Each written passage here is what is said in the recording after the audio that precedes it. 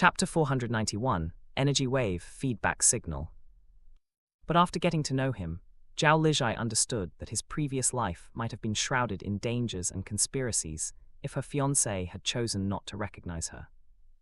When she recalled his desperate call of her name before she was torn apart by the zombies, she felt a piercing pain in her heart. If they had known each other since childhood and he had always had feelings for her, how heartbroken and traumatized must he have felt as he watched her die at that time. At this moment, she was certain that his feelings for her were far deeper than her feelings for him. His overwhelming emotions from his past life caused him to be so paranoid and worried in this life. After washing some strawberries from her space, she went to the living room. As she placed the bowl on the table, she said, "Brother Yan, do you have any plans?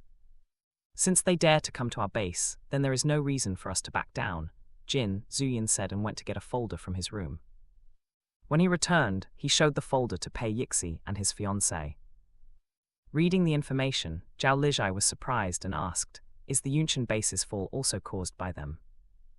Jin Zuyin nodded and replied, "Although mutated abilities were not common at the beginning of the apocalypse, after the second reign, they were also not rare. But the assassination of Feng Ziyu happened during the second reign. Logically speaking, the mutation of the abilities should take at least 10 to 15 days, as it was considered the second awakening. Not to mention the low chance of survival, even if the ability users were able to survive, they still had to rest for at least half a month. The assassin not only had a mutated ability, shape-shifting, but he also had a metal-type ability. Without the intervention of the facility, it was impossible for a dual ability user with a mutated ability to exist. Since the Pei family was one of the families involved with the facility, Pei Zun must have known about this assassination mission. He is already the Jiangning base's commander. There is no need for him to destroy the Yunqian base, Zhao Lijai said with doubt. After she said this, Pei Yixi said, "His target is not destroying the Yunqian base but acquiring more test subjects." This time, Zhao Lijai was shocked and asked, "Did he use the entire Yunqian base's survivors as test subjects?" "For now, we still don't have any concrete evidence about this matter, but based on how the facility operates, this is very much aligned with their common procedure," Jin Zuyin replied. Hearing this, Zhao Lijai looked at Pei Yixi and asked, "How do you know so much about the facility?" If she knew about the Pei family's business, it was understandable since she was the young miss, but she not only knew about Pei Zun, she also knew about the facility. "Because I was once sent to the facility by my father, but because I'm a failed test subject, they erased my memories and sent me back to my family," Pei Yixi replied without any emotion. Despite her casual remarks, Zhao Lijai recalled the information she had heard about Pei Yixi. Everyone thought that she had lost her chance to become the heir because she was kidnapped for 2 years.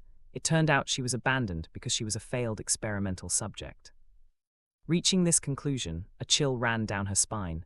She always thought that her life was the most tragic, as she had no family and experienced betrayal by her close friend, but compared to Pei Yixi, her life was much better. With this thought, she reached out to pat Pei Yixi's back and said, "Don't worry, we won't let them take you back." Feeling the gentle pat on her back, Pei Yixi was stunned for a few seconds before she smiled and nodded. "I believe in our team." "Yixi, you go back first. I will discuss this matter with Zun Qi," Jin Zuyin said. "Okay." After they finished their discussion, Pei Yixi returned to her house while Jin Zuyin went to visit Zun Qi. Since she had nothing to do, Zhao Lijai went to the farmland area and took a mission to supply water to the reservoir. When she arrived at the reservoir area, it was 10 o'clock in the morning. As she walked over, she saw a group of ability users applying for work at the guard post. As she was walking, she suddenly felt a wave of energy pass through her body. She turned around and narrowed her eyes, searching for the source. While it lasted only a second, she could feel her space responding to the energy wave. After she woke up from her coma and realized the true form of her space, Zhao Lijai believed that her so-called space hid more secrets than she ever knew. If she were able to find the source of the energy wave, she might be able to discover more information about her space. Even though the possibility of her space harming her was low, it was not zero, so she needed to take precautions regarding this matter. After all, this space appeared only after her death and rebirth, and she had no knowledge about its source at all. She searched for a while but found nothing. Feeling a little disappointed, she went to the reservoir and put this matter at the back of her mind. Unbeknownst to her, Dubei was also searching for someone. Standing at the end of the line, she asked, Crayon, are you sure you detected Gaia just now? Host, although it only lasted for a second, my system received a feedback signal from Gaia. I'm sure Gaia is in this area. How far was your search area just now? Dubei asked again. 2 kilometers radius from our location. So one of these people is Gaia's host, Dubei said while checking her surroundings. After a moment of pause, Dubei added, Crayon, record the data of everyone who sends feedback signals under the recent search. We will be able to cut down our search target this way. Processing the data, listing complete, data saved. Host, do you want to check the name list now? Dubei nodded and said, show me the list. The next second, a transparent screen appeared in front of her. The name list recorded not only the name and picture, but also detailed information about their abilities, position or job at the base, and family members. Reading the list, Dubei asked, Crayon, is this list based on the information recorded at the base's data server? The sources of the information are from the base's data server and Huaxia's national database. The system has detected radio waves and satellite signals coming from across the country and located the central command of this country. Although Dubei had only arrived for several days in this place, she knew that there were hundreds of countries on this blue planet, and this country was called Huaxia. When she finished reading the list, she said, Crayon, can you check the current location of the people on the list? Scanning in process, nearby target located. Host, there are 5 targets in the nearby area. 3 are located in the hydroponic farmland, 2 are located in the reservoir area. Let's go to the hydroponic farmland first. 20 minutes later, it was her turn. Dubei showed her ID card and said, I want to apply for a job at the hydroponic farmland. Sitting behind a table, the staff checked her ID card and asked, Comrade, do you have any knowledge or experience in farming? Hearing this, Dubei shook her head and said, no. How about your ability? We need wood type, earth type and water type ability users, the staff asked again. I don't have any ability, Dubei shook her head again. This time, the staff was taken aback. He observed her for a moment and saw that she wore a set of clean clothes. It was rare to see an ordinary person wearing such clean clothes. Usually, only strong ability users or high-ranking mercenary team members were able to have clean clothes. Not to mention the rarity of supplies such as detergent, shampoo, and soap, even water was limited, so most ordinary people wouldn't wash their clothes unless they were too dirty to be worn. Not knowing the staff's wandering thoughts, Dubei said, I'm very strong, I can do heavy work. The staff looked at her petite, thin body and asked with doubt, are you sure you want to do heavy work? You might have to carry at least 200 barrels of water to reach the minimum workload requirement. Hearing this, Dubei nodded and replied without hesitation, I can carry 1,000 barrels without a problem. The moment the staff heard this, he shook his head. While the girl was bluffing, she couldn't be blamed for trying. After all, everyone was doing their best to earn a living. He met lots of people lying about their capabilities. Out of a compassionate heart for her young age, the staff gave her a spot and said, take this document and go report to the farmland area. Thank you, Dubei said as she took the document. Thanks to the clear road signs, she managed to reach the farmland area in less than 30 minutes. At the same time, the system drew a detailed map of the farmland area. After she reported for work, she received 2 empty buckets and a shoulder pole. Staring at the ancient tools in her hands, Dubei was at a loss. When a nearby worker noticed her confusion, he asked, Little girl, are you new? Dubei nodded and replied, I just got the job today. No wonder you look so confused. Come with me, I will show you how to do it, the worker said with a smile. Since there was someone willing to teach her, Dubei followed him to the area where they got the water. After filling up the buckets, the man taught her how to carry them so the water wouldn't spill. When the workers saw her petite body, everyone thought she would spill half the water and give up after 5 trips. Unexpectedly, Dubei carried the water steadily, even when she walked in large strides. With how fast she was walking, she managed to do 3 trips while others had just finished 1. While everyone was shocked by her strength and speed, Dubei marveled at how the ancients could combine working and training. Due to her focus on completing her mission and doing her training, she forgot about her main goal of looking for Gaia. It was not until lunch break that Crayon finally asked, Host, did you forget something? Holding a bowl of porridge and 2 steamed buns, Dubei asked back, what did I forget? Host, we should be searching for Gaia's host, Crayon reminded her. As soon as she heard this, Dubert's body stiffened. She had really forgotten about this matter. After a moment, she regained her composure and replied, I'm searching. This time, the system was too lazy to bother with her excuse, and went silent. Meanwhile, Zhao Lijai just finished her lunch and was checking her space. With her eyes closed, she used her consciousness to check the crops in the black soil area. Compared to before her coma, the speed of the crops maturing was at least 20% faster. Afterward, she checked the granary and was stunned by it. Instead of the cylindrical silo, it now looked like a pharmacy. Inside the 2-story building, there were around 200 medicine cabinets with 200 drawers each. She looked at the nearest cabinet and noticed the name labeled on the drawer. She pulled the drawer labeled with rice. The moment she pulled out the drawer, she saw that it was filled with white, plump rice. Based on the size, each drawer could only store at most 5 liters of rice. Even if all the cabinets were filled, it would not be enough to store all of her grains. Wondering where the rest of her grains had gone, she opened the space's information panel and checked on the granary. The moment she read the information, she was stunned. The granary contained a total of 500 cabinets, totaling 50,000 drawers. Each drawer could store one type of item, weighing 100 tons at maximum capacity. Even with rough calculation, the amount of crops she could store in this new granary was more than the previous cylindrical silo. Rubbing her chin, she muttered, did my space evolve again? But besides the shorter crop maturity period, only the granary changed. She thought for a while before she suddenly remembered the unknown crystal she planted on the grassland. In a blink of an eye, she disappeared from the granary and reappeared in the grassland area. Standing not far from the crystal, she was surprised to see that the crystals were actually growing. Not only were their sizes larger than before, the amount of the crystals also increased. Feeling confused, she raised her head and noticed that the fog in the sky also got thinner and the light was brighter than before. After she connected all the hints, she touched the nearest crystal and muttered, "Is this crystal able to strengthen my space?" Feeling the warm energy seeping into her body, Zhao Lijai's eyes widened. She was very familiar with this energy, as it was the same energy contained in the zombie's crystal core. While she was full of doubts and guesses, Mo Junji was hammering a crystal inside one of the rooms in his house. After he bought the apartment, Jin Zuyin gave him the experiment tools they found before.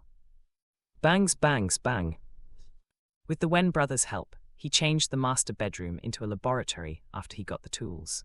Now, the room was safe enough for him to do some experiments using the unknown mineral he stole before. After several attempts, the crystal finally cracked and a part of it chipped off. Using a tool, he picked up the small portion of the crystal and put it in a glass tube. Afterward, he stored the crystal in his necklace and poured some chemical into the tube. He worked for several hours before he finally managed to turn the crystal into a black liquid. He recorded the data and observed a drop of the black liquid under the microscope. Not long after he observed the components and things contained inside the black liquid, he narrowed his eyes and let out a chuckle.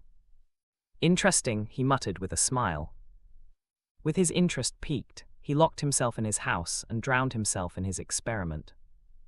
While everyone was starting to get back to their daily routine after the second rain, when Hanley was still drowning in a mountain of documents and reports, when he received a call in his office. "Hello," he said while signing a document.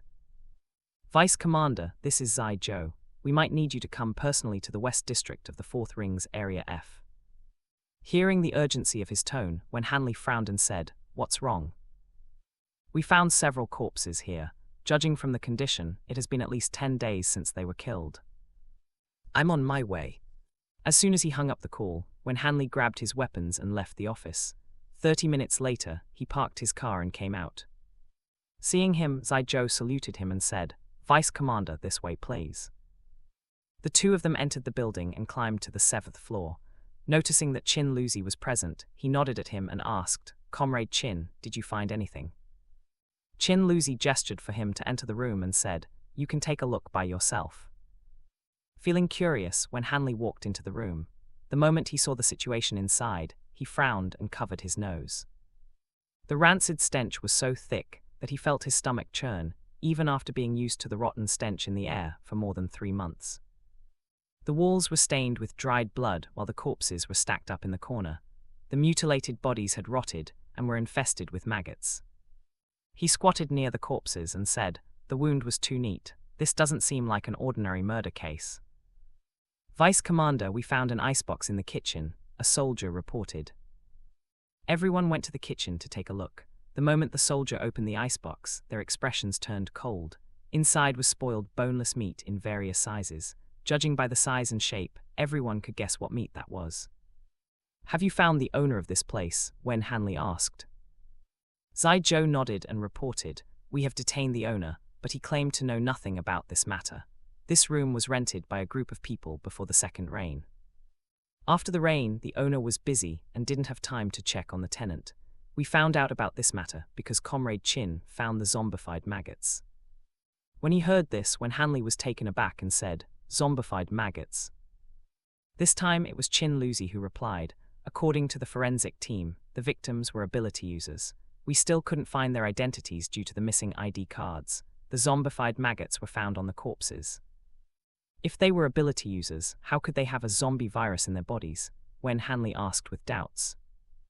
We can only wait for the test results to determine the reason, but our base currently doesn't have anyone familiar with virus experiments, Zhai replied. After hearing this, Chin Luzi suddenly recalled that the Phantom team has a genius in DNA mutation and also a virologist. Chin Luzi considered for a moment before he said, my team member Mo Junji is a virologist and he studies DNA mutation. Maybe he can help with this matter. The moment when Hanley heard this, his eyes lit up as he said, it would be great if Comrade Mo is willing to help. I will ask for his opinion first, Chin Luzi nodded. After saying this, he left the room to make a phone call. He called 3 times before the call was finally picked up. Who is it? Noticing the annoyance in Mo Junji's hoarse voice, Chin Luzi said, it's me, Chin Luzi. Sorry to bother you, but we need your help. At the end of the phone, Mo Junji raised his eyebrows and asked with a hint of curiosity, what is it?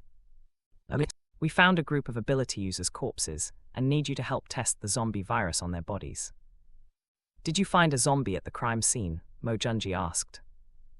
We didn't find any zombies, but we found zombified maggots on the corpses. So we need to find out whether the maggots are infected because of the corpses or not.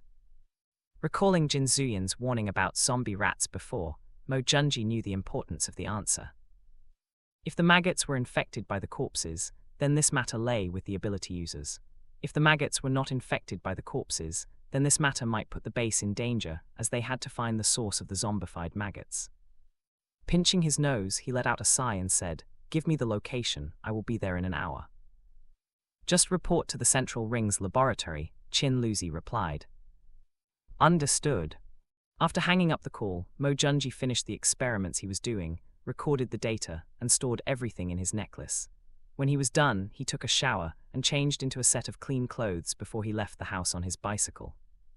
When he arrived at the laboratory, it was already in the afternoon. After showing his ID card, he was escorted to the laboratory and underwent several inspections before one of the staff led him to the 3rd underground level. The moment he walked out from the elevator, he raised his eyebrows when he saw the number of researchers and scientists working in this place. Everyone was busy with their tasks and didn't even give him a glance. Those who were working with dangerous substances were given an isolated room. The door was made of Wenkai's metal, while the walls were made from tempered glass. Standing outside one of the rooms, Mo Junji observed the scientists extracting a green liquid from a mutant plant. The mutant plant was locked inside a tempered glass box with several small holes for ventilation. He watched them add chemicals and heat up the liquid. One person was recording the data, while 4 people were observing and mixing the liquid. While he was lost in his thoughts watching them, an old man walked over and said, Dr. Mo, it's great to have you here. Hearing this, Mo Junji was pulled out of his thoughts. Turning around, he met a familiar face and replied with a smile, Professor Fu, it's a pleasure to meet you here. After the 2 of them shook hands, Fu Zheng said, I will show you your laboratory. My assistant will send over the sample to you. Do you need anyone to be appointed as your assistant? Mo Junji liked to work alone, so he refused. No need, I dislike people disturbing me when working. Fu Zheng had long heard the rumors about this genius, so he didn't insist and said nothing. 10 minutes later, he handed an access card to him and said, this is your access card. You need it to enter the building. We use a biometric system in the lab so you can register your iris. Accepting the card, Mo Junji nodded and replied, "Thank you." Since he was busy with his own experiment and research, Fu Zheng didn't stay for long and left after explaining the rules and regulations in the lab. When he was alone, Mo Junji registered his iris and entered the lab. He first checked the tools and nodded. While it was not as complete as the one given by the Phantom team, most of the basic tools were ready. Just after he put on his white coat, someone knocked on the door. "Dr. Mo, I'm from the forensic team. I'm here to send the sample." Mo Junji opened the door and said, "Put it on the table." Although most of them were sure that the corpses were free from the zombie virus, no one dared to gamble with their lives. So, after the forensic staff placed the box on the table, he quickly left the room. Without wasting time, Mo Junji put on a pair of gloves, a full face mask, and opened the box. Inside were several pieces of rotten meat, blood samples, and fingernails. He picked up the glass tube and narrowed his eyes. After a moment, he started testing the blood. While he was busy working, Zhao Lijai finished draining her energy 5 times and consumed 400 crystal cores to recover her energy. After she rested for an hour and recovered some of her energy, she stood up and left the reservoir area. Today, she supplied a total of more than 3 million liters of water and managed to expand her energy pool by 10%. Unlike other ability users who are assigned to a specific water tank, she supplies the water to the dam directly. The staff checked the water level at the dam and quickly recorded her contribution. With the increase of water-type ability users in their base, they were given 2 points for every 3 liters of water now. In a day, she earns more than 1 million points. In the past days after the zombie attack, she always came to supply water and had already accumulated a lot of points. At this moment, besides the Phantom team, she was the richest person in the base. When Zhao Lijai left the area, the guard scanned her card. When he saw the number of her points, he was shocked and said, "Comrade Zhao, you have so many points. What do you plan to do with them?" "I might buy some houses and rent them out," Zhao Lijai joked as she put her card into her space. Hearing this, the guard laughed and said, "It's not a bad idea to become a landlord. When you retire as a mercenary, you can live comfortably at the base." "That's true," Zhao Lijai chuckled. After a brief conversation, she left the farmland area on her bicycle. Not long after, Du Bei walked into the reservoir area and looked around. After a while she asked, "Crayon, are you sure the targets are still here?" "Host, the targets should be here." Du Bei searched for 15 minutes around the area. When she couldn't find the target, she let out a sigh and said, "They might have left. We will come back tomorrow." Since its host had said so, Crayon said nothing and continued mapping the area. When she left the farmland, a guard stopped her and said, "Comrade, you haven't got your wage yet. Please hand your card over." Hearing this, Du Bei stopped in her tracks and took out a card from her pocket. After receiving her identification card, the guard transferred 100 points to her. As he handed the card back to her, the guard said, "Comrade, you did a good job today, so the captain decided to increase your wage. Come back tomorrow and continue with your work." "Thank you." Du Bei accepted the card and left the area. As she walked, she opened her inventory and checked the items inside. Seeing that her supplies were running low, she let out a sigh and said, "Crayon, how much energy do we currently have?" "Energy level currently at 7%. Hearing this, Du Bei let out a long sigh. To be able to access her warehouse, she needed at least 50% of the energy. To fully access her system's functions, she needed at least 90% of the energy. With how small the energy core of those low-level monsters provided, it would take her a long time to be able to access her supplies. The nutrition solutions she had in her inventory were only 47 bags. If she continued consuming them, they would only last for 47 days. Reaching this conclusion, she placed her hands on top of her rumbling stomach and walked toward the cafeteria. Even if the food in this place tasted weird and had low nutrition, she still had to eat to survive. When she reached the cafeteria, the sky had darkened, and most people were already off work. Looking at the number of people lining up, Du Bei pressed her lips together and joined the line. As she waited, one of the cafeteria staff came out and said, "Everyone, we just received a batch of mutant meat. Tonight, a sweet and sour meat dish will be added to the menu." The moment she said this, everyone cheered. No one cared about what kind of mutant meat it was. As long as they had meat to eat, everything was good. Du Bei was taken aback when she saw how everyone was so hyped up at the news of the meat. She scratched her head and asked, "Crayon, do the people on the ancient blue planet like meat so much?" According to the historical record, the human race was omnivorous. Besides crops with high carbohydrates as their main staple food, they consumed a lot of animal meat and occasionally consumed plants.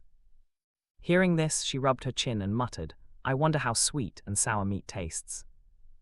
As soon as she said this, the middle-aged man standing behind her said, "Little girl, where are you from? How come you don't know how delicious sweet and sour meat is?" "In my hometown we didn't have any meat. I never ate it," Dubei replied honestly. After she said this, the survivors nearby looked at her with pity.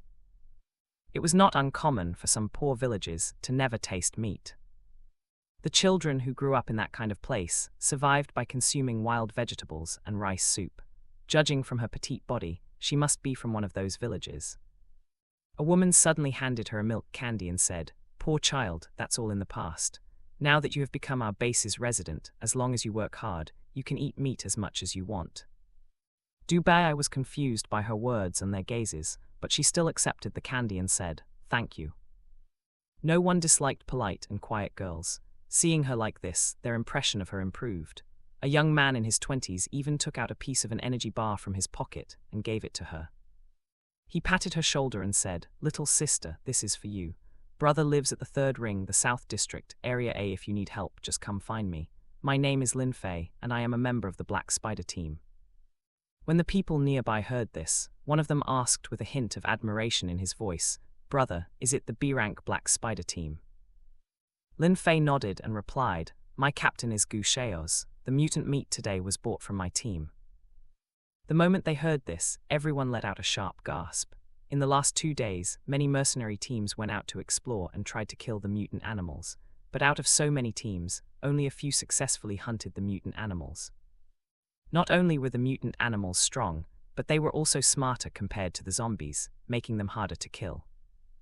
So far, only the Phantom team, the Eagle team, the Black Spider team, the Blood Shadow team, and the team sent by the base have been able to constantly hunt the mutant animals. Noticing their admiration, Lin Fei raised his chin higher, feeling proud.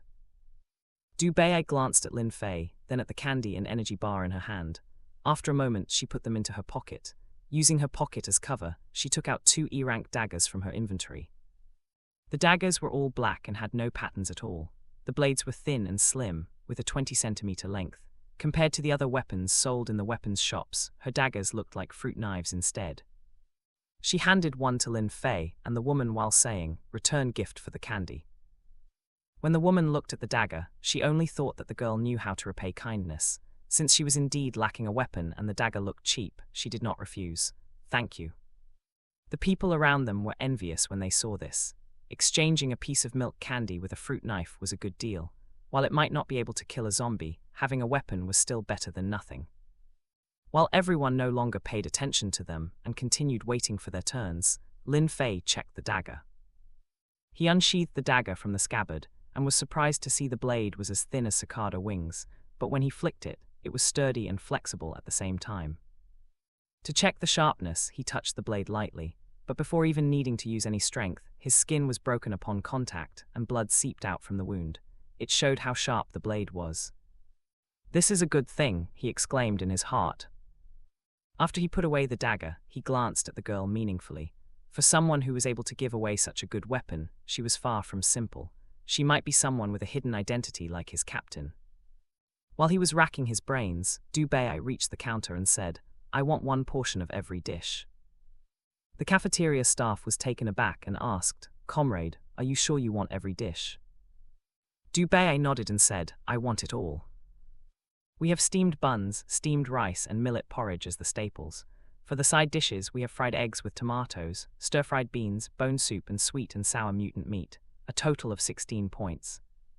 Taking out her card, Dubei scanned it. When the staff saw that she still had 184 points, she smiled and said, "Here is your food." Dubei carried 2 trays of food and walked to the corner table. She never needed to use any utensils and looked at the tools in front of her. After a moment, she said, "Crayon, help me check how to use these things." Downloading data complete. The next second, a transparent blue screen appeared in front of her. There were several articles and videos of how to use the sticks and other tools. After she learned it, she picked up the spoon. As a beginner, it was better to use a spoon and fork instead of the sticks. Just when she started eating, a commotion was heard coming from the entrance. Feeling curious, she stretched her neck and saw a group of people walking to the counter. The moment her gaze landed on the tall, handsome man leading the group, her eyes widened with surprise, and her spoon fell to the table. She rubbed her eyes a few times before she looked at the man again. After making sure that nothing was wrong with her eyes, she said, "Crayon, give me the information about Shrotam." "Host, any information regarding Shrotam needs permission from the Great Commander," Crayon reminded her. When she heard this, Dubé frowned and said, "Do you think that after the attack, the Great Commander is still alive? What's more, with our current situation, do I still need permission to check the information?" Before Crayon could respond, she added coldly, "Give me the information." Noticing the increase in killing intent of its host, Crayon shut up and pulled out the information from the system's data server. Without wasting time, Dubé quickly opened the folder and searched for Shrotam's picture. 1 minute later, a picture of a man floating in blue liquid, inside a large tube, appeared in front of her. While the man inside the tube had similar signs to a zombie and looked pale, half of his face was still intact, and she could see his sharp features clearly. She zoomed in on the picture, then looked at the man who was smiling at the woman beside him in the distance. Complex emotions flashed in her eyes as she muttered softly, "It's really him." There was a hint of disbelief, shock, and excitement in her voice. With this unexpected discovery, she no longer had the mood to eat. After she stored all the food in her inventory, she quickly walked over to the man. At the same time, Zhao Lijai was paying for the members' food, and noticed a young woman walking over with a solemn expression. A moment later, the young woman stood a few steps from them. She saw the woman staring at her fiancé and called out with reddened eyes, "Father." The moment the Phantom team members heard this, they were stunned. Jin Zuyan and Zhao Lijai were too stunned to speak. It took them a while to regain their composure. Standing beside her fiancé, Zhao Lijai looked at him, and then at the young woman in front of them. Without the need for any paternity test, she was sure that these two people were not father and daughter. After all, the ages did not match up at all.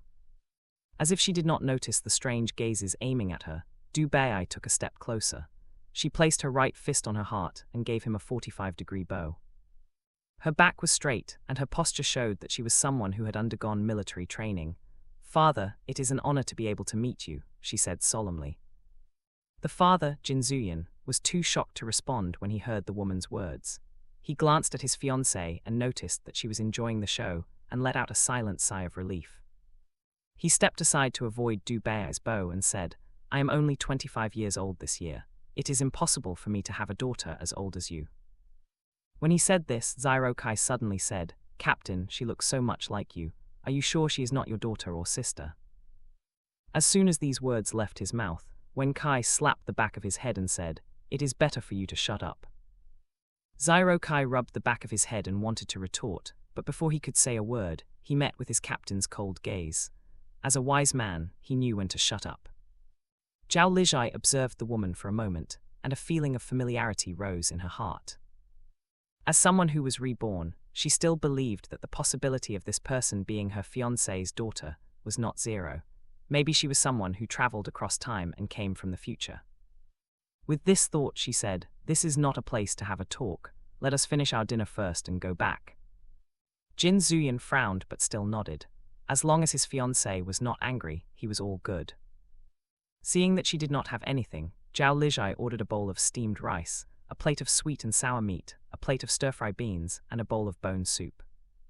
After getting their food, the Phantom team members took a seat at the next table while Jin Zuyan, Zhao Lijai, and Dubé shared a table. Noticing that the woman wanted to talk, Jin Zuyan cut her off, "Eat first." Hearing this, Dubé nodded and replied solemnly, "Understood." Zhao Lijai observed her curiously. Despite wearing a simple black t-shirt and black sweatpants, she still could not hide her sharp aura. With just a glance, she knew that this person had taken a lot of lives and had undergone countless battles. While she was observing Dubé, Crayon was busy scanning her. "Crayon, how is it? Is she the one we are looking for?" Dubé asked. Scanning failed. "Host, there is a protection barrier surrounding the target. We need her DNA to check." Hearing this, the corner of Dubé's lips lifted as she said, "Crayon, I will find a way to get her DNA. But without even the test, I am 80% sure that Gaia is with her." Host, if Gaia is with her, then she might be your sister. When Du Bei heard this, she glanced at Zhao Lijai and shook her head. My sister and I were born from the same pod. Our DNA sequences are 9,999% similar. Just based on our appearance, the possibility of her being my sister is only 1%. If she is not your sister, then the only possible explanation for Gaia being with her is that its host has perished, and it had to assimilate with the new host to survive, Crayon said. Du Bei pressed her lips tightly. While both of them managed to escape during the attack, the portal was shot and exploded. Adding that time and space were distorted, her sister's escape pod might be damaged and unable to survive the space jump.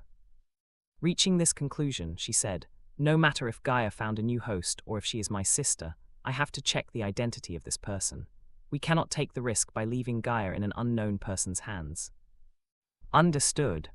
Under the strange atmosphere, everyone rushed to finish their dinner and went to Jin Zuyan's condominium. Along the way, Du Bei observed the situation while Crayon was mapping the area. 40 minutes later, they arrived at the apartment complex. Looking at the building, she couldn't help but say, so this is what the Earthlings building looks like. Host, this type of building is called an apartment. There are lots of families residing in one building. Crayon, compared to our capsule cabin, which one is better? Du Bei asked curiously. According to the data, the capsule cabin was built with the function of an escape pod. So while the area was only 5 square meters, the capsule cabin was equipped with a complete system to support the space jump and withstand a large-scale attack. During an emergency, the capsule cabin can be used as a battleship too. As for the apartment, it was built prioritizing comfort and improving living conditions. So while the area was bigger, it lacked defense or attack mechanisms. The materials used to build the apartment were also G-rank materials often found in F-rank training planets. Hearing this, Du Bei nodded and concluded, no wonder those bugs are able to wipe out the entire population in less than 100 years. This blue planet was indeed a primitive civilization. Host, the blue planet was known as one of the civilizations with the highest intelligence, evolution, adaptation, and learning speed. If they were given time to evolve, they might become one of the top civilizations in our time. Is that the reason why the great commander spent so much effort using Shrotam's DNA to create me and my sister? Du Bei asked. The system data recorded that before you and your sister were successfully born, there were a total of more than 500 million Barbies constructed using Shrotam's DNA. But out of so many Barbies, only 1% of them survived and reached adulthood. Since Shrotam was the only one who perfectly mutated the DNA and reached perfection, shouldn't the baby born from his DNA be stronger and have a longer lifespan? Du Bei asked again. Until the day our civilization was attacked, no one was able to find out the reason. While she was lost in thought, Zhao Lijai said, "Comrade, please come in." Hearing Zhao Lijai's words, Du Bei was pulled out of her thoughts and followed her. She looked at the empty condominium and followed them to the living room. "Have a seat," Jin Zuyan said. Since he was her father, Du Bei obeyed his order and took a seat across from him. Zhao Lijai placed a cup of cappuccino in front of Du Bei before she took a seat beside her fiancé. "Now, you can tell us who you are. Why are you calling my fiancé father?" Du Bei thought for a moment before she said, "I can't tell you why, but I'm indeed his daughter." "Little sister, how old are you? Are you sure you are my captain's daughter?" Zhang Yuan asked. "According to this place's age calculation, I should be around 20 years old," Du Bei replied seriously.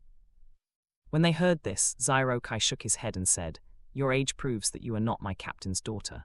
How could he have a daughter who is only 5 years younger than him?" After a moment of silence, Du Bei said, "I can prove it using a paternity test. I'm sure that my DNA sequences are at least 90% similar to my father."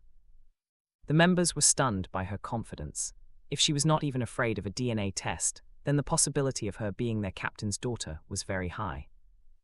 Jin Zuyan and Zhao Lijai said nothing, as the two of them were processing the information from Du Bei's words. She said, according to this place's age calculation, did that mean she was not from this era, or might not even be from Earth? "Comrade, have some drinks first," Zhao Lijai suddenly said. Du Bei glanced at the murky water in front of her and hesitated. Even when she was on a mission killing the bugs on an SS-rank planet, she never drank something as dirty as this.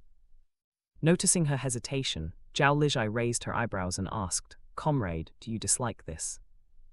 The Phantom team members were confused as to why their sister-in-law asked such a question.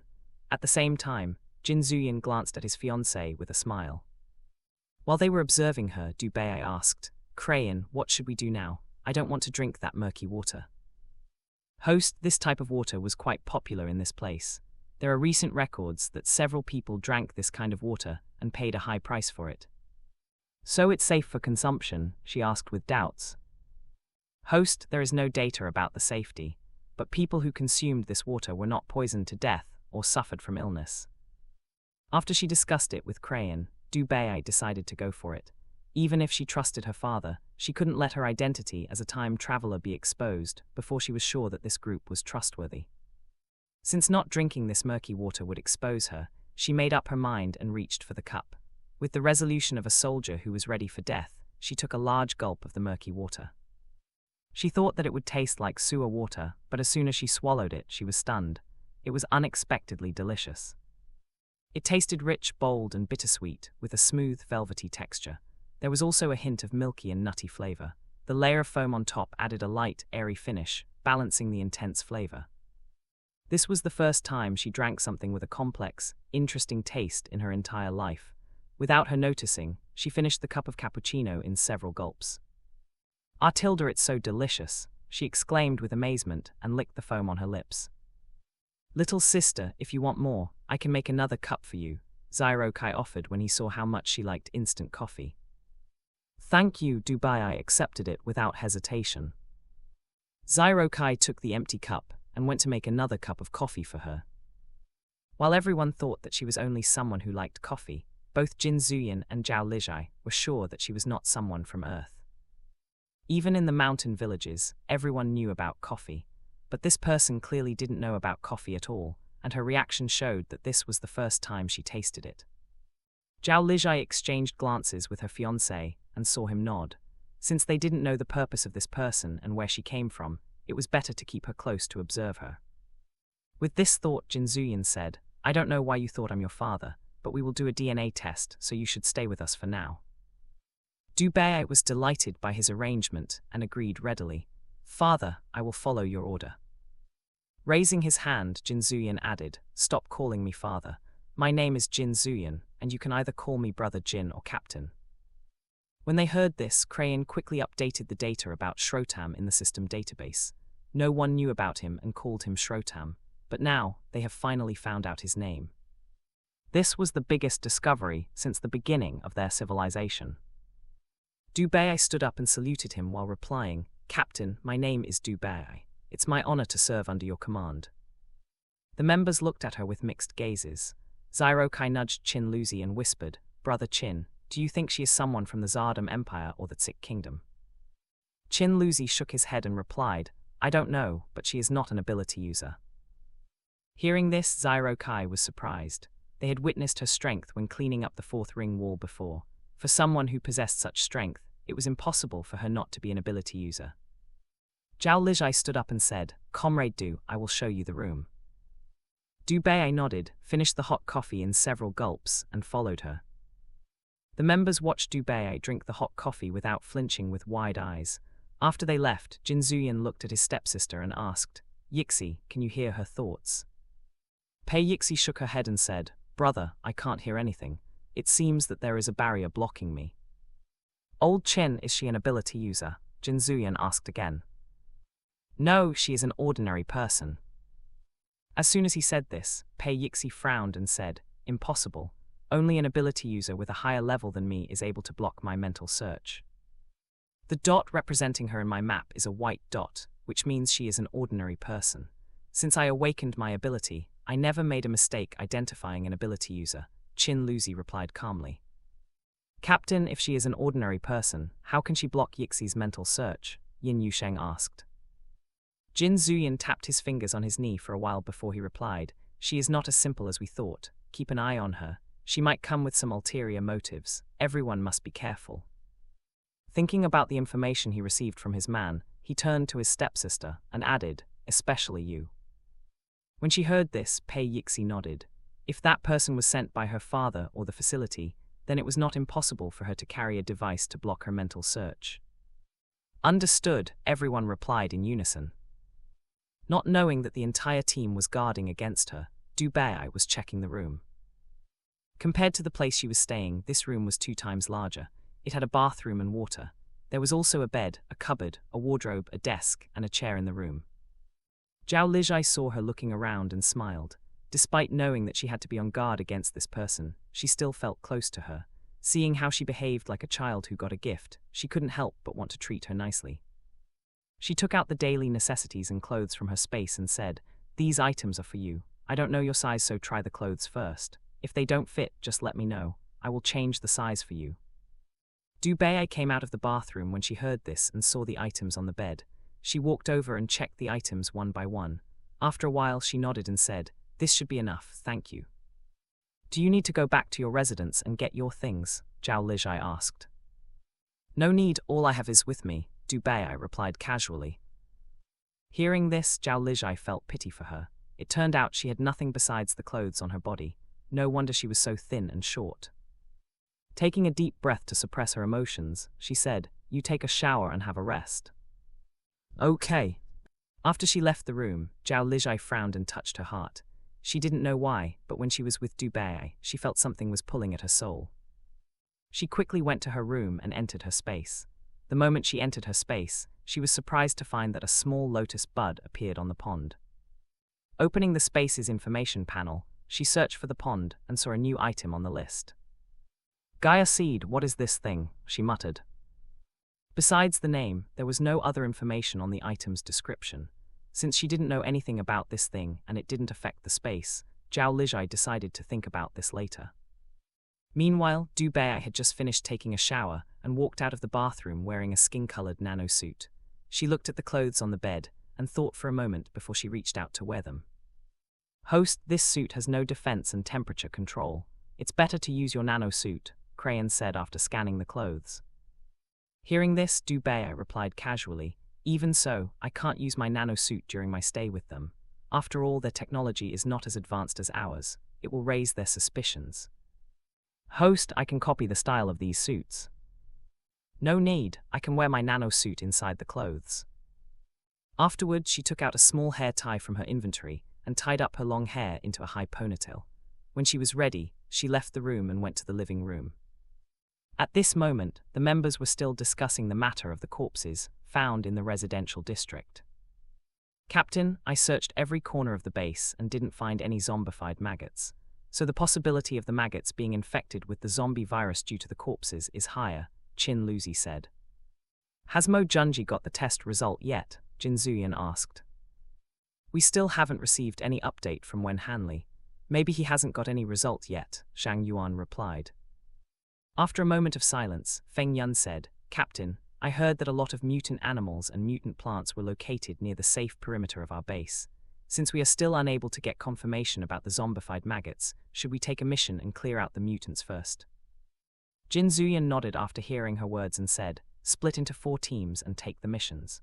Besides clearing the mutants and zombies, make sure to gather information about the situation outside. When we finish with the matters in the base, we will go visit other places."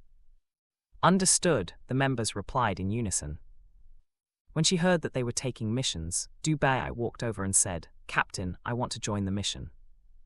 Jin Zuyan thought for a moment and said, "You will join my team. We will depart tomorrow at 7 o'clock in the morning." Dubai was delighted and replied with a smile, "Understood." After they discussed the team arrangement, everyone returned to their homes and rested. At midnight in the Jiangning city base, Chu Zhimiao and Li Yang were still awake and sitting on the bed with a mini solar lamp illuminating the surroundings. Holding onto a small knife, she sliced off a layer of rotten flesh from Li Yang's arm. Afterward, she put on the medicine and wrapped it with a clean bandage. When she was done, she cleaned the knife and burned the gloves. The moment she raised her head, she saw her childhood friend's pale face. She wiped the sweat on his forehead with a handkerchief and asked with a hint of worry, "Li Yang, how are you feeling? Are you okay?" Li Yang took a deep breath as he endured the cold, piercing pain raging inside his body, and shook his head. After a moment of silence, he replied hoarsely, "I'm fine." Looking at his worsened condition, Chu Zhimiao held his cold hand and said, "Li Yang, we don't know how long you can suppress the virus. I heard that the Linen City base has several healers. Let's go there and seek treatment tomorrow." Isn't Brother Pei planning to go there in 2 more days? Just wait for him, Li Yang said with a smile. Reaching out, he caressed her cheek and added, "Don't worry, I can still hold on. This matter can't be known by others. Be good, okay?" Chu Zhimiao lowered her head to hide her reddened eyes. After a while, she finally nodded and said, "You should go rest first. I will get something to eat for you." Li Yang nodded and went to the bed with her help. When he lay down, he closed his eyes and clenched his jaws. After the battle against the mutant wild boar, the zombie virus inside his body was getting out of control.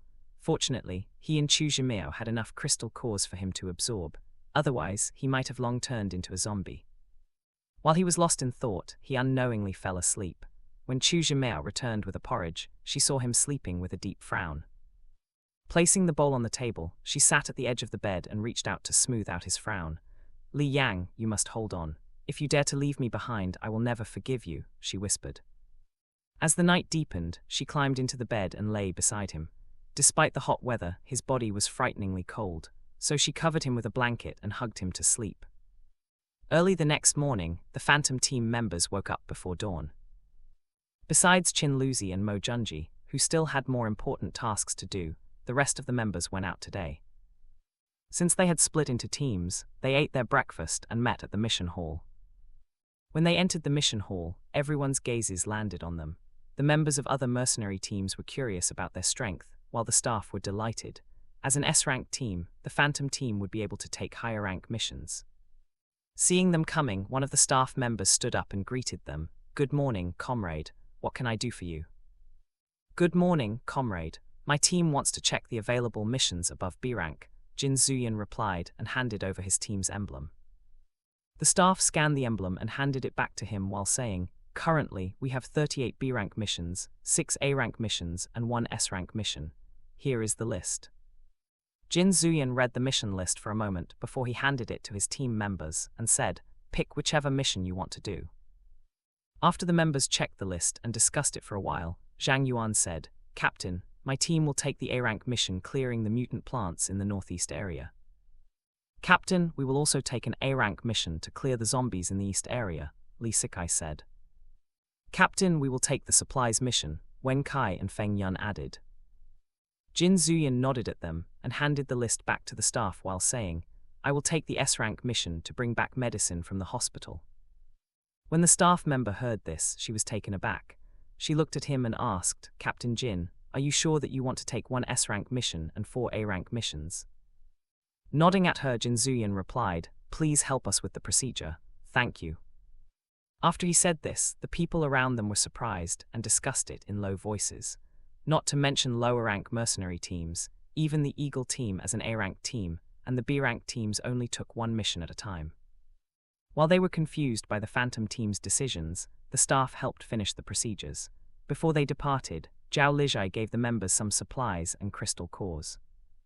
Since Zyro Kai and Feng Yun joined the team to collect supplies, she didn't give them too many supplies and gave them more crystal cores. As for their medic, Gao Bohai, the military doctor would join Li Sikai's team, while Yin Yusheng joined Zhang Yuan's team to deal with the mutant plants. Each of them received 3 bottles of pond water and a bag of crystal cores for emergencies. After everything was ready, they left the base driving the armored vehicles. Only Jin Zuyan and Zhao Lijai decided to use their SUV.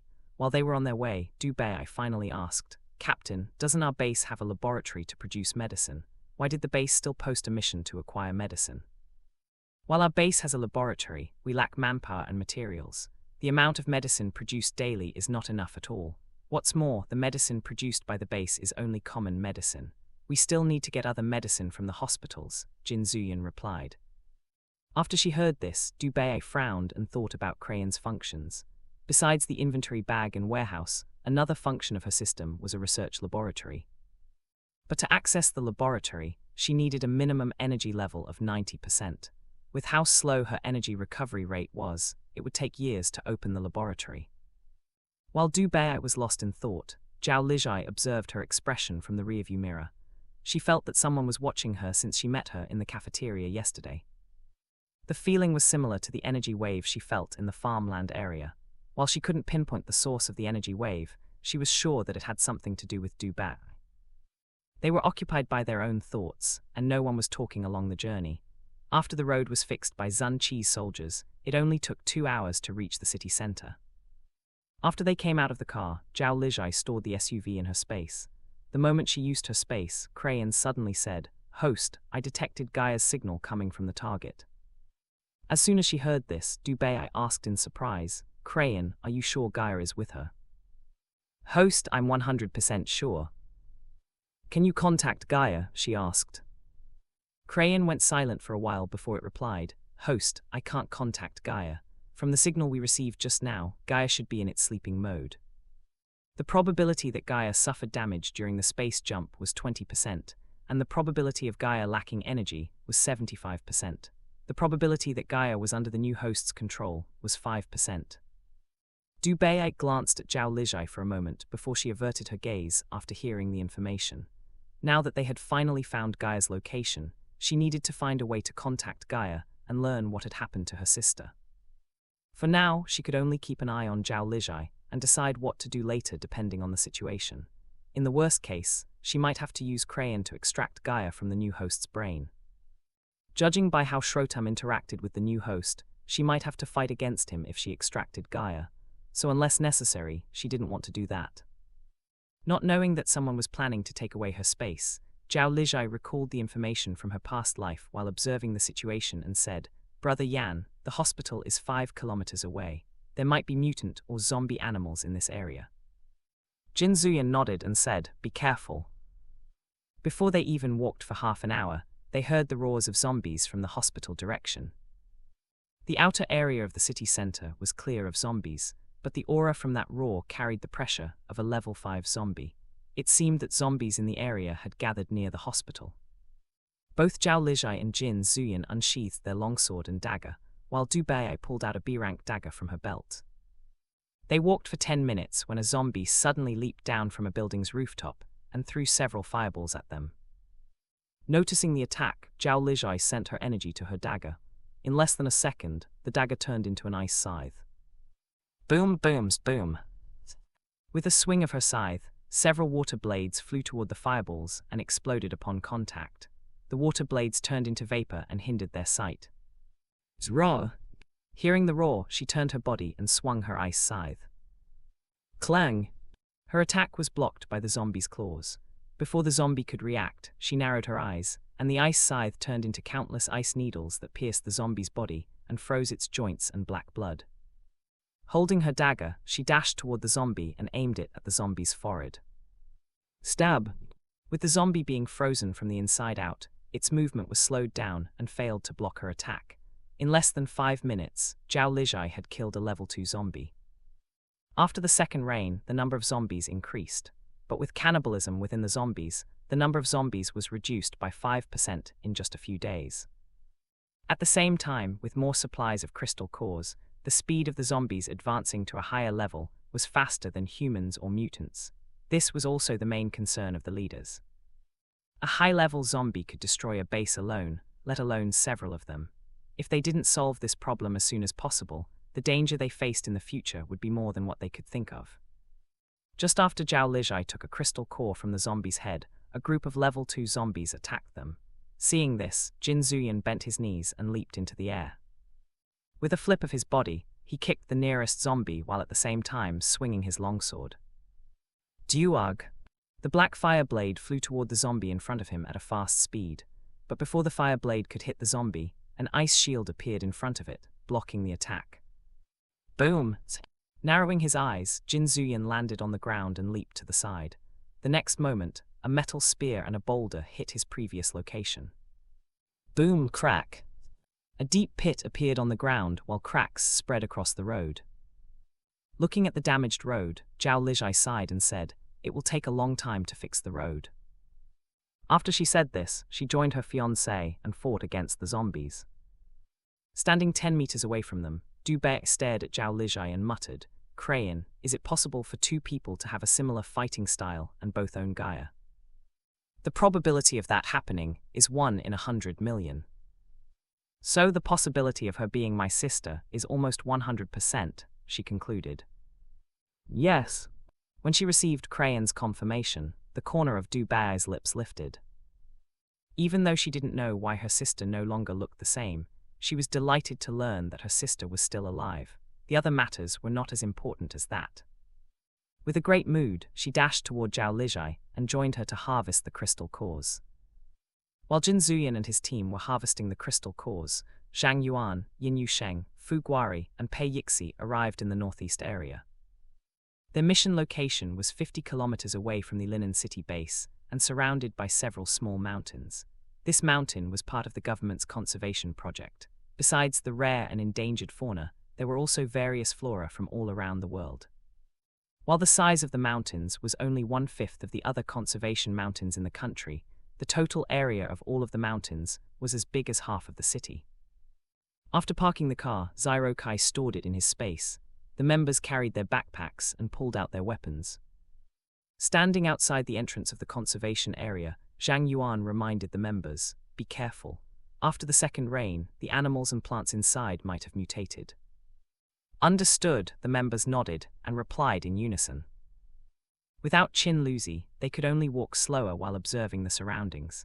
As soon as they walked past the gate, they saw a small guard post on the roadside.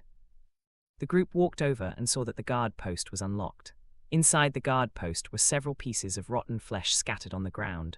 Judging by the situation, the mutant that killed the guard must have been small in size. The distance from this guard post to the gate was less than 20 meters. If the mutant had left this area, the entrance would have been damaged, but when they entered, the gate was in good condition. So the possibility that the mutant was still around was high. When they reached this conclusion, Fu Guari's eyes suddenly flashed with a cold glint as he turned his body and reached out his hand. Crack, crack, crack. Everyone was shocked by the sound of a bone breaking. Turning around, they saw Fu Guari holding a mutant fox's neck. The mutant fox kicked its feet several times before the light in its eyes dimmed, and it took its last breath. Crack. To make sure that it was completely dead, Fu Guari tightened his grip and shattered the fox's neck. The crushing sound echoed inside the guard post. Seeing how calm he was while crushing the fox's neck, Pei Yixi couldn't help but break out in cold sweat. She always treated him as a child and never took him seriously. Only after witnessing his neat killing move did she realize how dangerous this person was. Not noticing the members' reactions, Fu Guari opened his backpack and stuffed the fox inside. When he noticed their gazes, he took out his phone and typed for a moment. This fox's fur is of high quality. It can be made into boots or a jacket. After reading his message, Zhang Yuan thought for a moment and nodded in agreement. What you said made sense. Since we are lacking winter clothes, let's take back the mutant animal. Maybe we can pay someone to make clothes or boots for us using it as material. When they heard this, Yin Yusheng added, "It would be best if we can hunt a tiger or a bear. I heard that tiger or bear fur is best made into jackets or blankets. We have to clear the mutant plant, so we have a lot of time to look for them," Zhang Yuan said with a smile. The group left the guard post and continued their trip. Besides the mutant fox, they didn't encounter any mutant animals even after walking for 3 hours. When they reached the small stream, Zhang Yuan said, "Let's take a break here." Opening the map, he said, "After we walk past this small stream, we will enter the mountain area. There will be no more cement road, so we have to leave some marks later." Yin Yusheng took out his compass and saw the magnetic needle spinning like crazy. He let out a sigh and said, "Vice Captain, we can't use the compass." Hearing this, Zhang Yuan thought for a moment and took out his satellite phone. After he was sure that the phone was still able to function normally, he said, "Make sure to keep your satellite phone and flares ready." Understood. While the members were resting, Fu Guari went to search for firewood. Half an hour later, he returned with a bundle of firewood and 2 strange fruits. Seeing this, Pei Yixi asked curiously, "Brother Fu, what are you doing?" "I'm going to clean up the fox and roast its meat," Fu Guari replied. After the zombie virus on his body had been completely removed, his mental state had improved significantly. Now, without his initiative, Pei Yixi wouldn't be able to read his mind anymore, even with direct skin contact. "Brother Fu, let me help you," Pei Yixi offered. Fu Guari nodded and said, "Then go make a bonfire. I will go clean up the fox first." Okay. Using his dagger, Fu Guari started bleeding the fox before he skinned it. His movement was fast but trained, as if he had been doing this for a long time. He stored the fox blood inside 2 bamboo tubes. After he sealed the bamboo tubes, he tied them to his backpack. During an emergency, this blood might be useful. When he was done, he washed the fur in the stream and cleaned the blood stain. Since the sunlight was abundant here, he hung the fur on a branch and dried it under the sun. 20 minutes later, the bonfire was ready, and Fuguari had already seasoned the meat. The bones of the fox were made into soup with the strange fruits. Looking at the fur, Pei Yixi said, "Brother Fu, do you want me to keep your fur for you?" Hearing this, Fuguari just recalled that besides her psychic type ability, Pei Yixi also had a space type ability. With her space, it was easier for them to store things. So he nodded and said, "Keep the fox blood too." Okay. Not long after the roasted meat and soup were ready, Zhang Yuan and Yin Yusheng returned from the nearby forest. Each of them brought back a backpack full of mushrooms. "Yixi, keep this in your space," Zhang Yuan said while handing the mushrooms to her. Seeing the plump, juicy mushrooms, Pei Yixi's eyes lit up as she asked, "Vice Captain, where did you get these mushrooms from?" "We found them at the rockery behind the bushes. It's a mutant mushroom and we want to bring these back and try to plant it," Yin Yusheng said. Pei Yixi nodded and stored the mushrooms in her space. Since they were ability users, the amount of zombie virus contained in the water was not enough to trigger mutation, so the four of them ate with ease. Thanks to their big appetite, they finished a whole pot of soup and roasted meat without leaving even a drop behind. After eating, they packed up and continued climbing the mountain. The mutant plant was spotted at the peak of one of the mountains. With the location fixed, they didn't have to waste time searching for it. They climbed for another 5 hours before Zhang Yuan suddenly raised his hand and said, "Wait." "Vice Captain, what's wrong?" Pei Yixi asked. "Something is not right. We have been walking for so long, but we didn't encounter any mutant animals or mutant plants," Zhang Yuan replied. When they heard this, Yin Yusheng observed the surroundings. A moment later, he suddenly felt a surge of wood energy coming from under their feet. "Watch out!" Before they could react, countless vines pierced the ground and wrapped around their ankles. Seeing this, Fuguari swung his arms. Crash, crash! His sharp, long nails cut off the vines and freed his ankles. Before other vines could attack him, he leaped into the air and cut off the vines that were binding Zhang Yuan and the rest. Crash, crash, crash! Finally freed, they leaped from the ground and jumped to the tree branches. Standing on one of the thick branches, they saw that the ground was covered with countless vines. Yin Yusheng raised his head and checked the surroundings before he pointed in a direction and said, "Vice Captain, it's there." The members turned and saw a massive tree swaying in the distance. Judging from the size, the mutant tree should be more than 200 meters tall, while the canopy was more than 50 meters wide.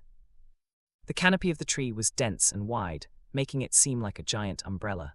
From afar, the green canopy gave them an eerie feeling as the vines crawled on the ground. "It's actually a mutant banyan tree," Pei Yixi said in disbelief. Under normal conditions, a banyan tree is already included as one of the big tree species. Now that the tree had mutated, it not only grew in size but also became aggressive and dangerous. For the tree to grow so fast, not long after the second rain, it must have consumed lots of crystal cores. Now that they saw this tree, they finally realized why there were no other mutant animals or mutant plants in this mountain. They might have turned into fertilizer for this mutant banyan. "Vice Captain, what should we do now?" Yin Yusheng asked. Zhang Yuan observed the situation for a moment and said, "We can't handle this mutant plant alone. Let's retreat first and discuss it with the captain." Understood, the members nodded and leaped to another tree. As if noticing their intention to escape, the vines suddenly shot up toward them. Sensing the danger, Zhang Yuan raised his hand, and an earth wall appeared behind them. Boom, boom, boom, crack! The vines were blocked by the earth wall, but due to the number of vines, the wall cracked and collapsed in less than 3 minutes. Seeing this, the members realized that they couldn't fight against the mutant tree head-on and increased their speed. While everyone was focused on running, a small sunflower suddenly popped out on Yin Yusheng's collarbone. Noticing it, he said, "Kui, it's dangerous here, go back." Using its leaves, Kui slapped its master's cheek and pointed at a patch of moss under a big rock not far from them. "You want me to go there?" he asked with doubts. Kui nodded and pointed at the patch of moss again anxiously. Although he didn't know what his sunflower wanted, Yin Yusheng still went in that direction after hesitating for a moment. Yin Yusheng, where are you going? Zhang Yuan asked with surprise when he saw this. Vice Captain, I need to check on something. Soon after Yin Yusheng said this, several vines already reached his location. The sharp vines aimed at his back at a fast speed. Crash, crash. Everyone thought that he would be hit, but before they could pierce his back, Fuguari appeared suddenly and slashed the vines with his daggers. He turned to look at Yin Yusheng and saw him scraping some moss from the ground under a rock. Even though he had only joined them for a while, he knew that Yin Yusheng was not someone who did something recklessly. He glanced at the moss for a moment before continuing to block the vines. Zhang Yuan and Pei Yixi also turned back and helped out when they saw that the vines focused on targeting Fuguari. While they were busy blocking the attacks, Yin Yusheng focused on collecting the moss. Using his dagger, he scraped off the moss from the rock and put it into a tube prepared by Mo Junji to collect some samples. When he was done, he stood up and said, "I'm done." The three of them quickly cut off the nearest vines and retreated when they heard this. Without wasting time, they leaped from the ground and rushed out of the mutant Banyan's attack area. Due to the continuous attack of the vines, it took them 4 hours to leave the mountain area. At first, they thought that the maximum area of the mutant banyan tree's attack would be 1 kilometer. Unexpectedly, its roots and vines actually covered the entire small mountain. While they spent a lot of stamina to escape, the Phantom team members were unharmed. Standing at the foot of the mountain, Zhang Yuan wiped the sweat from his forehead and said, "Let's go." They didn't dare to delay and rushed to the car after drinking some water. When they were on their way back, Zhang Yuan made a call using his satellite phone. The call rang for a while before it was picked up. "Hello, Vice Commander Wen, it's me, Zhang Yuan." "Vice Captain Zhang, aren't you on a mission? Did something happen?" Wen Hanley asked with a hint of surprise. He had received a report from the mission hall that the Phantom team took several A-rank missions and one S-rank mission this morning. While he didn't doubt their capability, he still couldn't help but worry about their safety. After all, not to mention an S-rank mission, even an A-rank mission was very dangerous. It took at least 10 ability users to complete an A-rank mission, but the Phantom team divided the team and went with only 3 to 4 people. Hearing his question, Zhang Yuan replied, "Vice Commander Wen, my team went to the northeast mountain to eliminate the mutant plant there. But after we arrived, we discovered that the mountain was taken over by a mutant banyan tree. Judging from the attack power, it should be at least level 4. As soon as he said this, Wen Hanley said, "I will inform the commander about this matter. Your team should retreat and avoid a head-on battle against it." "We are currently on our way back," Zhang Yuan said. When he heard this, Wen Hanley heaved a sigh of relief and replied, "Good, we will have a meeting when your team is back." "Okay," Zhang Yuan agreed immediately. After he hung up the call, Pei Yixi couldn't help but ask curiously, "Vice Captain, why did you contact Vice Commander when instead of my brother?" "Captain took an S-rank mission, and it might be inconvenient for him to have a phone call right now. Since we need manpower, we can ask the base to send a support team. There is no need to bother Captain with this matter," Zhang Yuan said. Hearing this, Pei Yixi nodded and asked again, "If the base sends people to help us, then will we get the full reward after we complete this mission?" Noticing that she was worried that the base would cut off their payment, Zhang Yuan let out a chuckle and replied, "Don't worry, they will pay us in full." Pei Yixi and Fuguari let out a sigh of relief after they heard this. They didn't care if their workload increased as long as they got paid.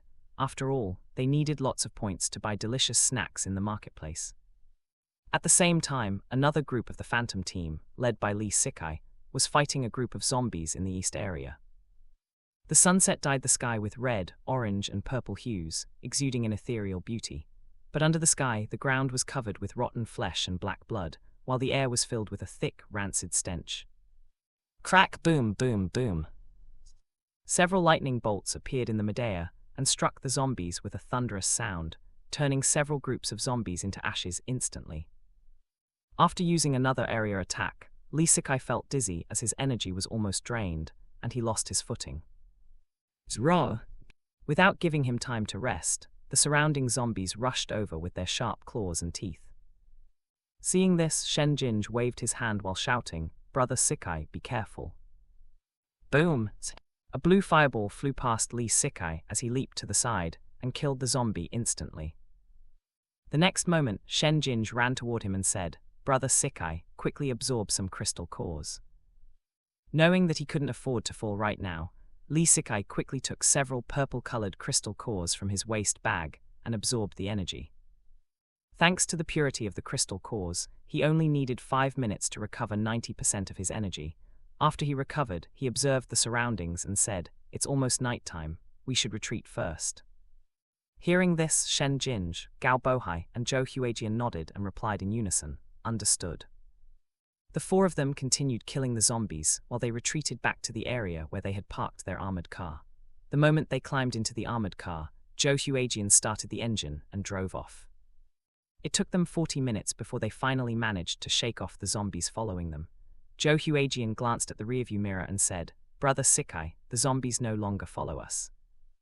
Opening the map, Lee Sikai checked the area for a moment before he said, "There is a small gas station 400 meters away.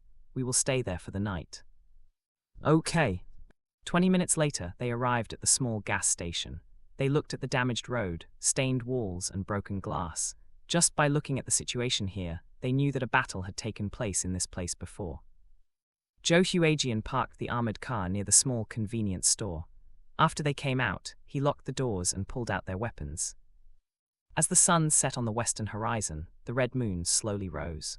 Illuminated by the red moonlight, the building was shrouded in an eerie atmosphere. Shen Jinj took out a small flashlight from his backpack and pointed it at the convenience store. The moment the light shone on the building, they saw that the broken glass door was blocked by planks. Seeing this, they walked around the building and checked the windows. As expected, the windows were also blocked by planks. Since this place was taken, they didn't insist on going in and went to check the warehouse behind the gas station. Not long after they left, a group of people hiding inside the convenience store heaved a sigh of relief. "Have they gone?" a woman asked hoarsely. After the woman asked, a man replied with a frown, "They didn't leave but went to the warehouse direction." Hearing this, the group of people shuddered as they recalled what they saw in the warehouse. After a moment of silence, a young man finally asked, "Brother, there are a lot of those things in that place. If they go there, won't they be eaten alive?" The man frowned at his words and replied coldly, "If you worry about them, how about you go out and warn them?" When the young man heard this, blood drained from his face, and he no longer dared to say anything. Seeing this, the man let out a snort and said, "Since you are weak, you should shut up and keep your tail tucked between your legs. Stop acting like a hero here. If not because you are useful, I would have thrown you out a long time ago." Even though his words were harsh, everyone agreed with him and glared at the young man. Under their stares, the young man clenched his fists tightly to control his anger. He always knew that this group of people was worse than zombies, but to survive, he could only lower his head and follow them. After his parents sacrificed themselves to save his life, he had no right to be reckless and lose his life. He had to survive and live well, for his parents and for himself. As emotions surged in his heart, a soft white glow suddenly emitted from his clenched fists. Due to the darkness, no one noticed it, including himself. Meanwhile, in the warehouse area, Lee Sikai and his team were staring at the warehouse's small windows. Shen Jinj pointed the flashlight at the small windows and said, "Are those scorpions?" Gao Bohai nodded and replied, "It looks like a forest scorpion, but a normal scorpion can grow to at most 10 to 12 centimeters. Judging by their sizes, they might be the mutant scorpions." Hearing this, Zhou Huijian swallowed and said, "I tried grilled scorpion before when I visited my relatives, and it's delicious. I wonder if these mutant scorpions are edible." When they heard his words, the members exchanged glances, and Zhou Huijian added, "It should be edible. As long as we cut off the stings, we don't have to worry about the toxin." Lee Sikai thought for a moment and said, "Then, let's have grilled scorpion for dinner tonight."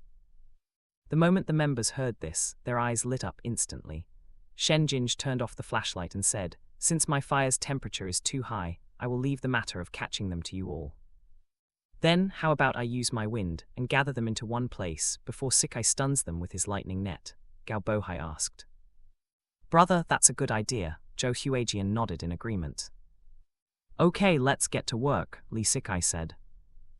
After they reached an agreement, Zhou Huijian used his vine and opened the lock.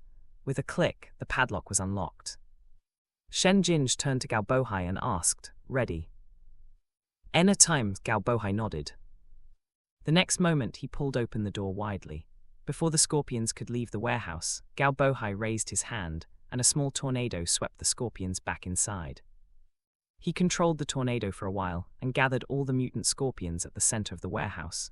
Without turning his head, he said, "Sikai, it's your turn." Without wasting time, Lee Sikai waved his hand, and a lightning net appeared above the small tornado. The moment the tornado disappeared, the lightning net fell on top of the scorpions. Bzzzt, crack, crack. The sound of electricity echoed in the warehouse. The mutant scorpions struggled to escape from the attack. Seeing this, Lee Sikai clenched his fist, and the lightning net tightened. 5 minutes later, all of the scorpions finally lay on the ground unmoving. Seeing this, he waved his hand, and the lightning net disappeared instantly. "Is it done?" Joe Huajian asked. Without waiting for any answers, he walked over to the small hill and checked the scorpions. The scorpions that came into direct contact with the lightning net were dead, while those below were still alive. "Brother, some of them are still alive," he said. Hearing this, Galbohai took out a sack from his backpack and said, "Don't kill them, just tie them up and we can eat them later." "Okay." While the two of them sorted out the scorpions, Lee Sikai went to check the warehouse. As for Shen Jinj, he went to get some firewood to build a bonfire. At 8 o'clock in the evening, they finished cleaning up the scorpions and built a bonfire inside the warehouse. Besides the mutant scorpions, the warehouse was empty, so they just sat on the ground and started to grill the scorpions. When the grilled scorpion was almost ready, Shen Jinj took out a small pouch from his backpack. Inside was the seasoning he had brought with him. The members watched him sprinkle some seasoning on the grilled scorpions, and Joe Huajian couldn't help but say, "Jinj, you even bring seasoning during a mission." "This is a special seasoning given by my sister-in-law. She said she mixed it herself, and it can improve grilled food taste," Shen Jinj replied casually. Since it was given by their sister-in-law, the members knew that it was good stuff, so they asked him to season all the grilled scorpions. As the night deepened, the temperature dropped and the wind blew. While the members were enjoying their feast, the fragrance was carried by the wind and reached the group of people who were hiding inside the convenience store. They had been staying in this place for almost 2 months, and the supplies they had were only enough for another week. With limited supplies, their leader started to cut down their consumption. Now, they only get half a bottle of water and 6 pieces of crackers every day. If not for the young man who was able to provide them with water, they might not have been able to survive for so long. So when they smelled the scent in the air, they couldn't help but take several deep breaths. They were already hungry in the first place, and with the addition of the fragrance in the air, their stomachs rumbled loudly. Feeling the pain, one of the women said, "Brother, I'm hungry." Hearing this, the leader narrowed his eyes and said, "It must be those people." "Brother, didn't they go to the warehouse? How can they still be alive?" a thin man asked. The leader thought for a while before he gazed at the young man who was sitting at the corner with a lowered head. "Chen Wenwu, you go outside and check the situation," he said. Everyone turned to the young man and saw that he was motionless. Everyone who stayed in the convenience store was either an ability user or their lover. Out of all the ability users, Chen Wenwu was the weakest. Besides providing 10 liters of water daily, he couldn't even kill a zombie, so he was often used as bait to lure the zombies away or as a scout to check the situation outside. Now that they needed to find out the situation in the warehouse, they wanted to push him out again, but unlike before, he dared to ignore their boss openly now. Feeling angry, the leader spat and cursed, "Your mother, how dare you ignore me?" Noticing his anger, one of his henchmen quickly said, "Boss, I will teach him a lesson." After he said this, the thin man walked over to Chen Wenwu and kicked him while saying, "Bastard, boss is talking to you. Get up and check the situation outside." They thought that Chen Wenwu would wake up. Unexpectedly, he lay on the ground unmoving. Noticing his pale face and heavy breathing, the thin man was taken aback. Feeling that something was not right, he reached out to check his temperature and said, "Boss, his body is cold." Hearing this, everyone was shocked. They knew that one of the mutation signs was low body temperature. With this thought, they panicked and a woman said, "Brother, he is turning into a zombie. We have to throw him out." The leader was also afraid. Even though he always acted tough, deep down, he was scared when facing zombies. Therefore, he never went out by himself and always sent his henchmen to get supplies. It was not until the second rain that he stopped sending people out as they had enough supplies. When he heard his woman's words, he returned to his senses and said, "Quick, throw him out." As soon as they heard this, 3 people quickly carried Chen Wenwu to the back door. With one person opening the metal door, 2 people carried him out. After they were done, they quickly returned to the convenience store and locked the door. At this moment, Chen Wenwu was having a high fever, but his body temperature was going down. He felt as if he were roasted inside but frozen outside. His consciousness was slipping away, but he forced himself to stay awake. Knowing that he had to hide to survive, he used every bit of his energy to crawl away. He didn't know where he was going, he only knew that he had to survive. 20 minutes later, his body reached its limit, and he could no longer move. His fingertips were stained with blood while his body shivered from pain. He stared at the fire in the distance and thought, "Am I going to die? No, I'm unwilling to die. I don't want to die." Just before he lost his consciousness, he saw a pair of boots appear in front of him, followed by a man's voice, "Comrade, are you okay?" Gao Bohai was surprised to find a young man out here. He had just gone to relieve himself and patrol the area. Seeing the young man's body was covered with a thin layer of ice, he quickly checked his vitals. With just one glance, he knew that this man was undergoing the process of awakening his ability. If he were left alone, he would die for sure. As a doctor, he couldn't let this man die, so he reached out and carried him back to the warehouse. When he returned, he said, "Ginge, help me make more bonfires. This man is freezing." The moment he said this, the members opened their eyes and walked over. Noticing the young man's situation, Shen Ginge opened his palms and several blue wisps floated above them. With a wave of his hand, the blue wisps flew toward Chen Wenwu and floated around him. With the blue flames surrounding him, his body temperature stopped dropping and the layer of ice covering his body slowly melted. While he opened the man's shirt, Li Sikai asked, "Brother Bohai, who is this man?" "I found him not far from the warehouse. He must be one of the people hiding inside the convenience store," Gao Bohai replied, while taking out his first aid box from his backpack. "If he was one of them, why was he left outside?" Zhou Huajian said with doubts. Shen Jinj controlled the blue wisps and replied casually, "They might think that this man is turning into a zombie, that's why they threw him out to fend for himself." Li Sikai observed Chen Wenwu's condition for a while before he said, "We can only find out the situation after he wakes up." Since Gao Bohai and Shen Jinj were busy saving the man, Li Sikai and Zhou Huajian took turns on the night watch. At dawn, Chen Wenwu's condition finally stabilized, but he was still in a coma. Gao Bohai checked his temperature and heaved a sigh of relief. "He is no longer in danger, but we still have to observe his condition and keep him hydrated," he said. When he heard this, Shen Jinj extinguished the blue wisps and stretched his body. He stood up and said, "I will go find some water." Without Chen Qianfeng and Zhao Lijai, they needed to find water. So after discussing the matter with Li Sikai, Shen Jinj left with Zhou Huajian, driving their armored car. The two of them didn't go far and went to the rest area near the gas station. Unlike the eastern area, the number of zombies in the rest area was less than 100. For the two of them, this number was not even enough for them to loosen their muscles. They cleaned up the zombies in less than half an hour and checked the stores. After checking the map of the rest area, Zhou Huajian said, "Let's check the warehouse area." "Okay," Shen Jinj nodded and followed him. The warehouse area was not as big as the warehouses in the factory district, but the supplies stored inside had a wide variety. Judging from the arrangement, one warehouse was shared by several stores. With the supplies stored inside the 5 warehouses, it should be enough for their base to last for at least 2 to 3 months. Seeing this, Zhou Huajian took a satellite phone from his backpack and dialed a number. Not long after, the phone was picked up, and Wen Hanley's voice came from the receiver. "Hello. Vice Commander Wen, it's me, Zhou Huajian." Before Wen Hanley could ask his purpose in calling, Zhou Huajian continued, "Vice Commander Wen, my team found supplies at the rest area located on the 5th Ring Highway. Please send people to transport the supplies." "How's the situation there?" Wen Hanley asked. "We have cleared the zombies in a radius of 500 meters. The road conditions are also good, but there is a group of people hiding in the convenience store located at a small gas station 2 kilometers away from the rest area." "Are they ability users?" Wen Hanley asked again.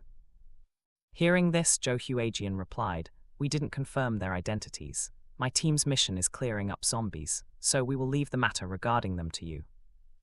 When Wen Hanley heard this, he let out a chuckle and said, "Okay, I will send a team to handle this matter." Zhou Huajian hung up the call after he got Wen Hanley's words.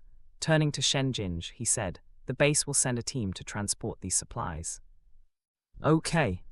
The two of them locked the warehouses before they returned to the storefront areas. Besides taking several boxes of mineral water, they filled the armored car with convenient food such as sausages, cup noodles, beef jerky, instant noodles, self-heating hot pots, cereals, rice, flour, seasonings, and cookies. Since most of the supplies were vacuum-sealed, the shelf life of the supplies could last longer. They also took 2 clean iron pots, 5 plastic bowls, 5 plastic cups, a pack of spoons, and a pack of chopsticks. When they were done, they drove back to the small gas station. Before they returned to the warehouse, Shen Jinj refueled their car. While waiting, he noticed several people peeking at him from the convenience store windows. Seeing this, he sneered and ignored them. After he refueled the armored car, he took out 5 20-liter jerry cans and filled them up. When he was done, he drove the car to the warehouse area. Seeing them back, Gao Bohai asked, "Jinj Huajian, did you get the water?" The two of them nodded and took out a box of mineral water and some supplies from the car. Gao Bohai took a bottle of mineral water and fed Chen Wenwu. While the members prepared breakfast, Zhou Huajian said, "Brother Sikai, we found several warehouses full of supplies at the rest area 2 kilometers away from here. I had already informed Vice Commander Wen, and the base will send a team to transport the supplies." Li Sikai nodded and asked, "Have you informed him about those people in the convenience store?" Zhou Huajian nodded and replied, "I did, they will take care of them." Good. After Gao Bohai fed Chen Wenwu with water and some liquid food, he walked over and said, "We might have to wait until the base sends people over before we can continue our mission." Glancing at the unconscious man, Shen Jinj asked, "Brother Bohai, are you planning to hand him over to the base?" "It's inconvenient for us to bring him with us. It's best to let him go back with the guards," Gao Bohai nodded. "Brother Bohai, how is his condition?" Li Sikai asked. "His condition has stabilized, but he might need 2 more days before he wakes up." "All right, after breakfast, we will go to the rest area and wait for the guards," Li Sikai said. "Understood," the members replied in unison.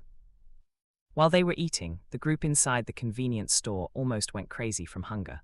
After being tortured by the scent of grilled meat last night, they were tortured by the scent of instant noodles now. Despite their thirst, their mouths still watered when they smelled the scent. Rubbing his painful stomach, the leader finally made up his mind and said, "Let's go out and check the situation. If we continue hiding here, we will starve to death." The moment the group heard his words, their eyes lit up. After they saw that one of the men who went to the warehouse was unharmed, they no longer wanted to stay inside this place. So with their leader's order, they quickly peeled off the planks blocking the door and left the convenience store one after another. Soon after they left the convenience store, they walked to the warehouse area. Everyone thought that they would be able to get some food if they encountered the group as they ate. Unexpectedly, when they arrived at the warehouse area, there was no one there. Looking at the empty warehouse, the thin man said, "Boss, there is no one here." The leader walked into the warehouse and saw the traces of a bonfire inside. Smelling the strong scent of instant noodles, he said, "They must not be far, let's go." Thanks for watching. Please subscribe and like the video and comment down if anything wrong in the story.